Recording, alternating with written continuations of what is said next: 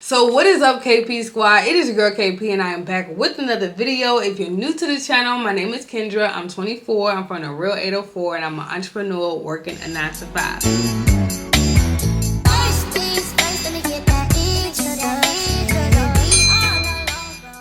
So y'all, if y'all don't know, your girl, like y'all heard, is 24 and I am a homeowner. I will be giving y'all a step-by-step guide on how you can go about purchasing your own home, okay?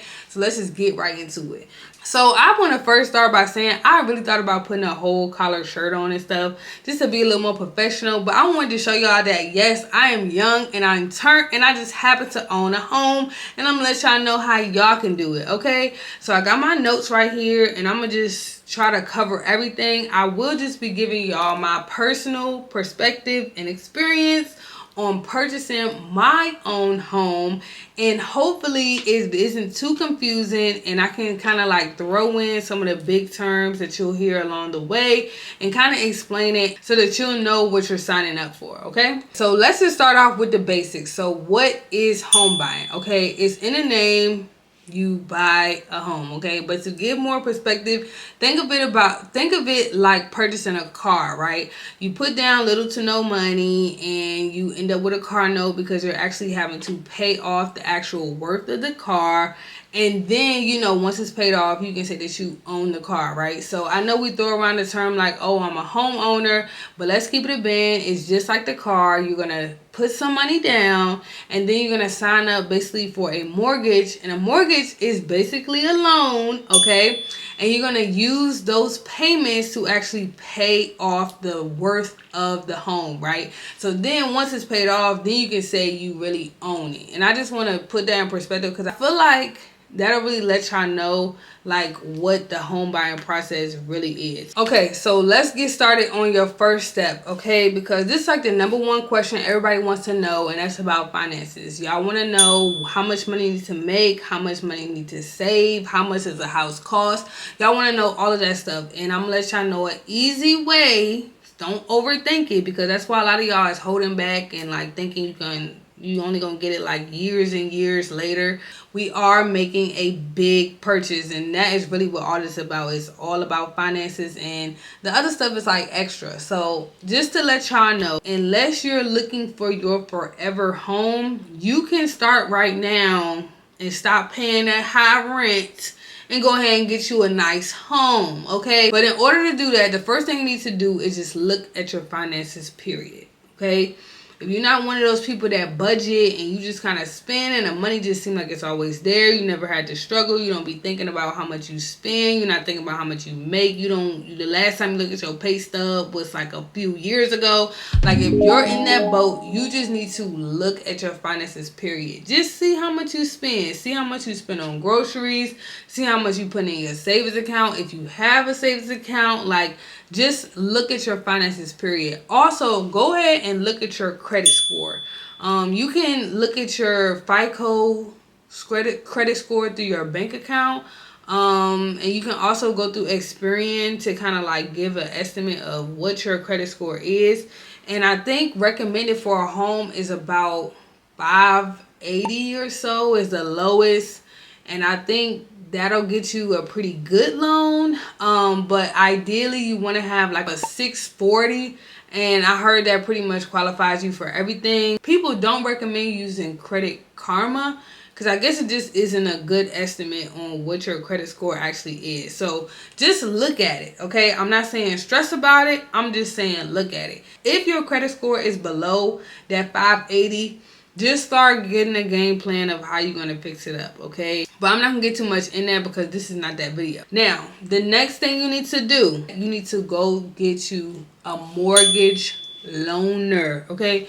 Mortgage loaner. Like I said, signing on to a mortgage is basically a loan. So you need a lender. So your mortgage loaner is basically the lender that's going to give you the money where you can actually afford the home. Because I don't think any of y'all have $200,000 sitting in the bank account to just pay flat out to buy the home. So you need to get a loan, okay? So the mortgage owner is going to do a lot of the heavy lifting for you. I feel like a lot of people don't talk about this, but this is where you need to start, okay? So basically, they're going to run your bank account. They're going to look at your credit score. They're going to look at your debt to income ratio. So basically, how much money goes in, how much money comes out, and they're just going to use that to create this number, right? So just to let y'all know, they will be going off of your gross income. So they're going off of every dime your job is supposed to be giving you, right? But you know you don't take that home. So keep that in mind. Don't let a mortgage owner give you this high number and you just think like, oh, I'm just going to go and run with that, okay? So what is the number they're going to give you, right? They're going to give you your closing costs. They're going to give you how much your down payment is going to be.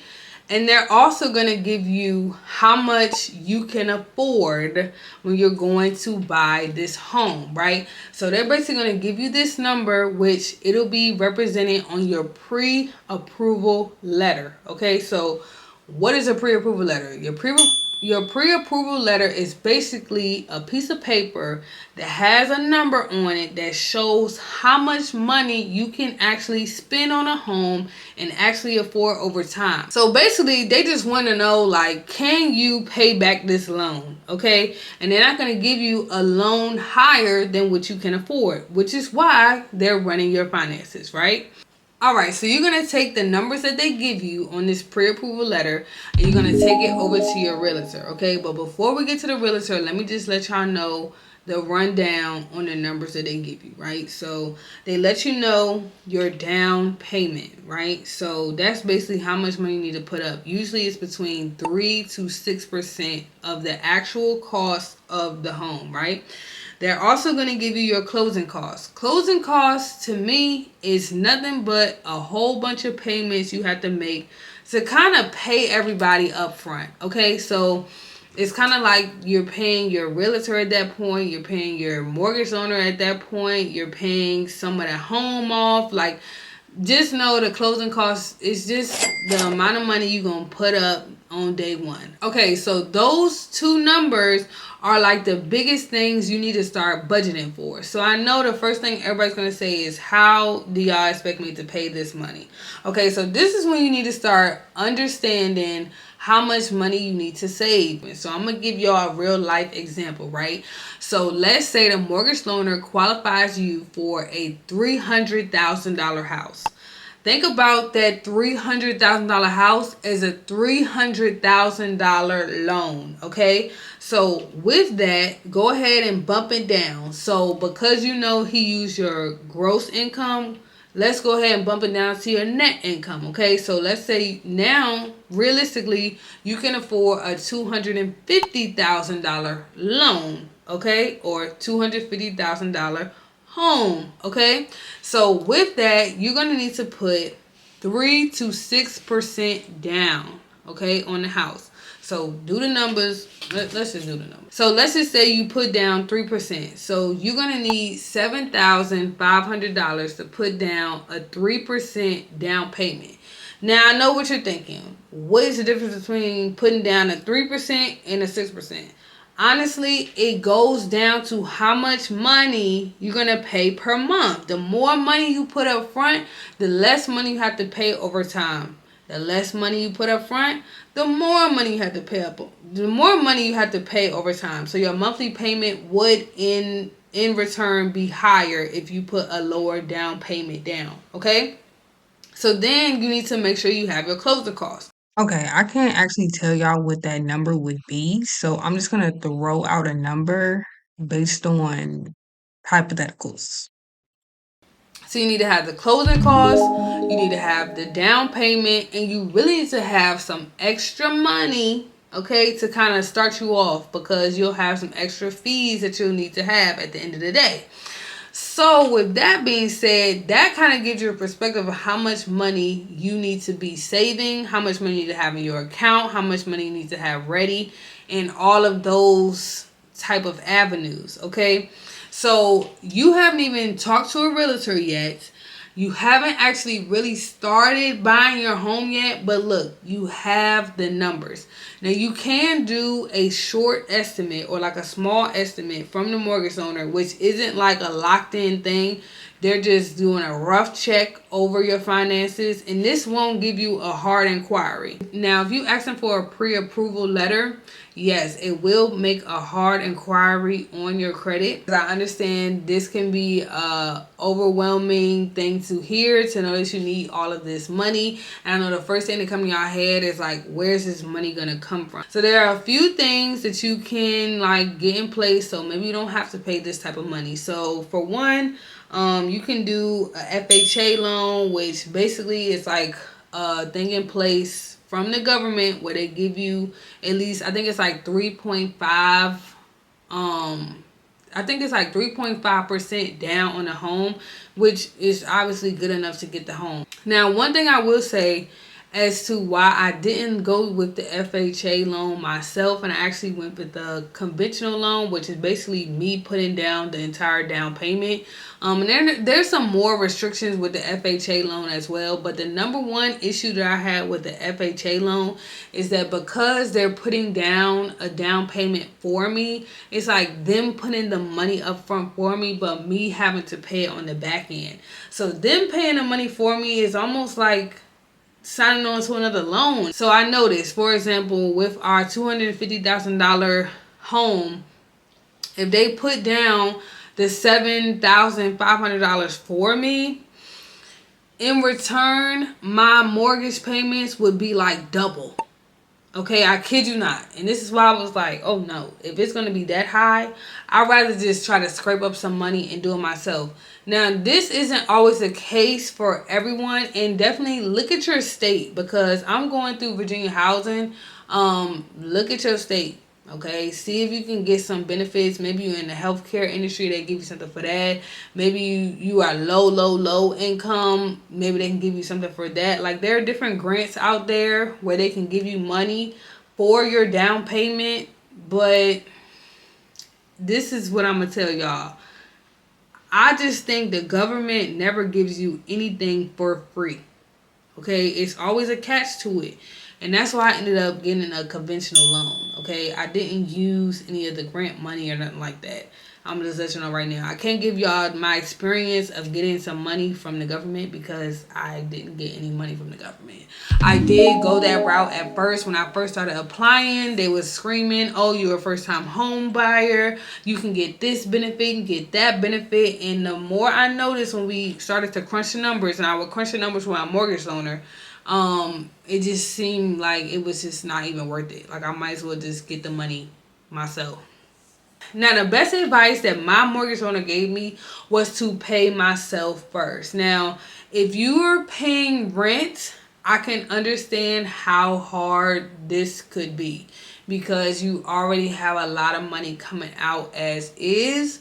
But coming from someone who was not paying rent and I was able to kind of like take home most of my check, I was able to put away money. So when I say pay yourself first, it's basically pay your mortgage payments before you have to pay them. Okay. So to kind of give perspective, like if your mortgage payments are going to be $1,700 a month, just go ahead and start snatching that $1,700 a month out of your check. So now you're purposely saving. You have the number. You're getting acquainted with how much money you have left after. So now you know how your life would kind of be once you get the home, you know, and you're not easily, but you're almost making a subconscious decision to go ahead and save. But just think about, I'm just paying myself or I'm just paying my mortgage right now. Like, I literally started making a memo to make a transfer every paycheck, and I would call it rent because I'm making my rent payments and I can kind of go about how much I'm really going to be living off of. So it kind of gives you a preview of how your life is about to be once you get the home. Okay. So I'm going to stop right there. I'm not going to keep going. I feel like it's starting to get a little overwhelming. If you want me to make a specific video, definitely put some questions down below that y'all want me to cover. If you're not subscribed yet, go ahead and subscribe. But I just want to make sure y'all good. I want to like let y'all breathe a little bit, all right, before we get into the next thing. Okay, I would definitely put my personal mortgage loaner details down in the description below. Shout out to my guy William. As you can see, it worked out for me. The next thing you'll need is a realtor, okay? I personally think you should just go ahead and go with a realtor that maybe another one of your family members or friends have worked with. I'll put my realtor's information down in the description below as well. Just know she is based in the Richmond, Virginia area. I just fully suggest getting someone that is very experienced so that when you're going into these homes, they're seeing things that you may not have noticed just because they know about homes, okay? I'm not saying that you can't get with your bestie or like somebody you went to school with that's a realtor. I'm not saying that they're bad realtors, but I just know you want somebody that can kind of take the stress off of you when it comes to this process, okay? Now, what do you need to have ready for the realtor? Okay, let's get into it. The realtor needs your pre-approval letter. Now, disclaimer, you can look for homes without your pre-approval letter. You can just go tell them a price that you're looking for, and they can just go searching for homes. But I just feel like it's kind of a waste of time, and it's just like looking at things that are unobtainable because you don't really know until you get your pre-approval letter, or at least you've got that like rough estimate from the mortgage loaner to kind of go about it. I definitely recommend taking your pre-approval letter that you got from your mortgage loaner, giving it to your realtor so now they can look at homes that you know you can afford. I prefer a realtor that's going to show me homes that are a little lower than the qualifying price I was given. Sometimes they'll show you homes that are higher. I think they show you homes that are higher just to see like what you could be getting.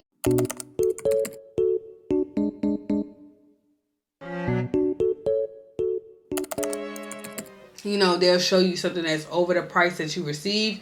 But I definitely suggest going a little lower because a lot of fees will start to arise and you don't want to be pinching pennies when you go to close, okay? So that's the first thing you need to bring your realtor.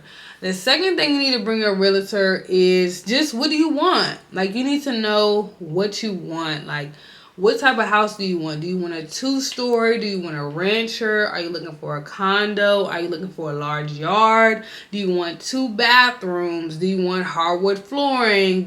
What do you want in a house? You know, you just need to know what type of home you want. Kind of let the realtor know that so then they can really like make a home search that's geared to you. You also want to know where you want to live, what area. It really helps a realtor if you know a specific area that you want to live. One thing my realtor always told me is don't just assume where you want to live. Actually go out there, take a walk, see what it's like at night. Go take a walk, go walk your dog during the nighttime in that neighborhood, see if it's jumping. Start meeting the neighbors maybe. I mean, don't go too crazy, but like definitely like do your research on the area. Don't just move there thinking, oh yeah, I heard it was nice over here, this is where I'm trying to be. No, you need to go to that specific area. And that's even, you can even do that when you're going to view a home. Like, let's say they give you a few addresses that you're going to see. Just start, scoping the scene out, seeing if that's somewhere you want to go. Now, this is the part that a lot of people don't talk about. So while you're doing your home searches, you're taking these nice home tours, it's going to get really exciting because it's almost feeling like it's very obtainable. You may be meeting owners and seeing different things, and it's starting to feel like it's real, okay? One thing you really need to know is that, for one, you need to make sure that you're still saving during this process. And I also want to say that it's a terrible home buying climate right now. Okay, the home buying process is very prolonged. It's way longer than it usually should be. Like a normal home buying process was like 3 to 4 months. Y'all, it took me almost a year, dang near a year, to actually purchase and move into my home. Okay, so keep that in mind, but I want y'all to use that to your advantage. Okay, if things work out faster, by all means, but if things start to move very slow when it comes to your home search and purchasing your home, okay, just keep saving, okay? Just keep saving, stay focused, stay steadfast, because if it's for you, it will be for you. I'm a living testimony. Like I said, I waited almost a year. Unlike some people that have went to go see like 30 different homes, I think I only saw like 6 or 7 homes over the whole year. And that's even to attest to there aren't even that many homes to look at, okay? Especially in my price range. I make a very average salary. So there are a lot of people looking for the same price home. Keep that in mind as well. It's very competitive. And speaking of competition, let's get into making offers. After your realtor shows you a home that you feel like you love, and you look in there, you're like, yes, it's where I want to be. The location is looking nice. It's got all the amenities you're looking for. Like, it's giving what it's supposed to give.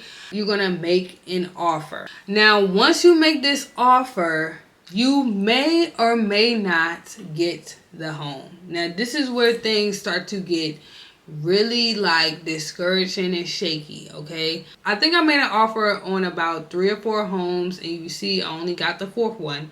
So with that being said, just know you can find your dream house, or whatever you thought was your dream house. You can place your offer, and that number is based off how much the house is worth. Nowadays, because the market is so bad, people are putting in offers that are like $10,000 to $20,000 to $50,000 over asking price. So whatever the owner is selling the home for, like let's say the owner is selling it for that $250,000, people are putting down $300,000 offers. And most owners are taking the highest bidder, okay? Especially if the home that you're trying to put an offer on is very popular, a lot of people want it, you're not the only one thinking that's your dream house, then it becomes a very tough competition. And y'all, personally, I was not even competing against regular people just trying to buy their first home or trying to buy a new home for themselves. I was competing against investors that are just trying to purchase property so that they can kind of like gain more net worth. Y'all know real estate is like the best investment you can make. People were just buying homes, especially buying homes that are like fixer-uppers, as an investment. They're getting for the lowest of the low. They fix it up, and now they get, their money. Those are the people I was competing with. I can't say that's what's going on right now, but it's probably the case right now as well. Make sure your realtor is keeping you in the loop of what's going on. I would even ask questions like, if you feel like, what is going on? Like, why are we making offers and it's just not going through? Like, you want your realtor to be very hands-on and just let you know what's really the tea, okay? Don't be just sitting there confused like, oh, I don't know what's going on. Like, I love my realtor because she let me know what was happening. And I also wanted to mention something about the interest rates. Interest rates are like super high, but it's starting to drop slowly but surely. I'll just insert like something about the interest rates at the end of the video. But let's get into if you actually get the offer. Like, let's say, you place an offer and you get the home, okay? The owner says that they want you to be the one to take the home off their hands, and now you have the opportunity to actually get the home, like, for real. Like, it's yours. Like, it's in your name, okay? So from there, you're going to be in like a month-long process where you're anticipating to close. So the first thing you need to do is get an inspection. So once you put in your offer, go ahead and get an inspection on the property so you know for sure this house don't got no raggedy, jacked up system going on that you in return are probably going to have to pay for. A lot of people are waiving inspections nowadays, and an inspection is basically just when an inspector comes in and they make sure the house is on tip-top shape. Like, they're checking the AC units, they're checking your plumbing, they're checking any damages in the home. Like, they're checking all of that stuff, because a lot of the owners of these homes that are selling, if you waive it takes kind of the pressure off of them having to basically fix the damages. A lot of people are selling as is, so even if the AC unit don't work, and that is like a, I don't know, $3,000 fix. If they don't want to fix that and they just selling it as is, you get it as is, and you have to figure out if that's the money that you want to put up on this home. If you don't continue on the process. Just go ahead and cancel, because that's something you have to think about. So once your offer goes through, you're getting into the last days, you're going to do a final walkthrough. So let's say after the inspection, everything goes great. The house seems like it's put together. He may show you some little damages. The inspector is always going to tell you like every small little detail that they think you should fix. You don't have to fix everything they said that you need to fix. Obviously, if it's something that's big, like I said, something like a air conditioning unit or like your plumbing being jacked up, that's something that's like really big. That's a big purchase. But if it's something like, oh, it's a hole in your window screen or the doorknob latch don't close, like, come on now. Then you're set to go, and you'll just have to schedule a last walkthrough. So the last walkthrough would be your last chance to either opt in or opt out of this contract. Okay, you're also going to be putting up an earnest deposit, and this will be some money. This will be some money, but it's included in your closing costs. So it's not like it's added extra. It'll just be some earnest money that you put up to say, like, I'm serious. I want to get this house, and it just shows the owner that you're, like, legit. Like, I'm trying to get this house, stop playing. So that's something to think about as well. But after the final walkthrough, you feel like everything's good. Then you really just be waiting until your closing day. Now, the closing day is supposed to be like a nice, fun day. You know, you take pictures, you get to meet up. Sometimes, like, I know I didn't actually meet my mortgage owner until closing day. And there's actually, like, another, like, I don't know, corporation or whatever that'll actually handle your closing day paperwork and all that stuff. It's somebody else. Some settlements or whatever. Something like that. It's another company. A lot of times between your mortgage owner and your realtor, they'll recommend all these people that you'll need. That's why I say it's a team, because it's a team of people that's actually making this happen, not just you and not just your realtor. So keep that in mind as well. But the closing day is just going to be real chill. It's real like congratulatory moment. You're going to sign all these papers. Like I said, basically you're signing a very large contract with a lot of terms and conditions. I suggest, reading the things you feel like you would be concerned about. But honestly, they kind of explain every page that you're signing. And to me, if you decide that, you don't agree with something in the contract, you're not getting a home. So that's the only thing I don't like about contracts, because I feel like if it's any issue with the contract, that means that the contract is revoked. You know what I mean? Like, why would I not agree when I'm trying to get this done? You know what I'm saying? They look through your credit like one last time, another hard inquiry. And then that's when you're bringing your closing costs and your down payment. So you will need like a cashier's check to go ahead and give them. And y'all, I kid y'all not, I put that in my video. That's the most money I've ever spent up front on anything. Like, I've never spent such a large amount of money all at one time. It kind of hurt me, but that is what you'll need. Now, like I said, between making your offer and the closing day, it's going to be like a month. So like I said, keep on preparing them funds, okay? One thing to keep in mind during this whole home buying process, and this is basically after you get your pre-approval letter and you're like, open to buy, you're kind of under scrutiny for a little bit. They suggest no cash deposits, no large purchases. Don't be spending your closing costs on furniture. No, for real. Don't be spending your closing costs on furniture. Don't be spending your down payment money on a mattress. Okay? Don't be spending your down payment money. Don't be spending your down payment money on a couch. Then also, you cannot try to get a new job. Don't be trying to switch careers while you're trying to buy a home, because then all the information that they collected basically is null and void, because you no longer work at that establishment or may not even be making the same money that you were. So no, you cannot be switching jobs during this process as well. But they'll lay down all the rules and stuff that you'll need to know right at the beginning. Like I said, the mortgage owner is the place to start, okay? So at your closing day, that's honestly pretty much it. They give you the keys on that day. You paid your money. You paid for your inspection, you paid your earnest fees, you paid your closing costs, you paid your down payment. You just paid. So that's pretty much it. Like I said, just continue to save throughout the process. Have some extra money to actually buy all that furniture I know you want to buy, because it's so exciting. Once you get a home, you're ready for all the home decor projects. I even had a contractor come in and do some upgrades right at the beginning before I moved in, so I wouldn't have to worry. So it's just like a whole thing. Yes, money is the forefront, but I just truly don't want y'all to keep on holding off on your home buying process just because you feel like maybe you don't make enough. Honestly, you can buy the home that you can afford, okay?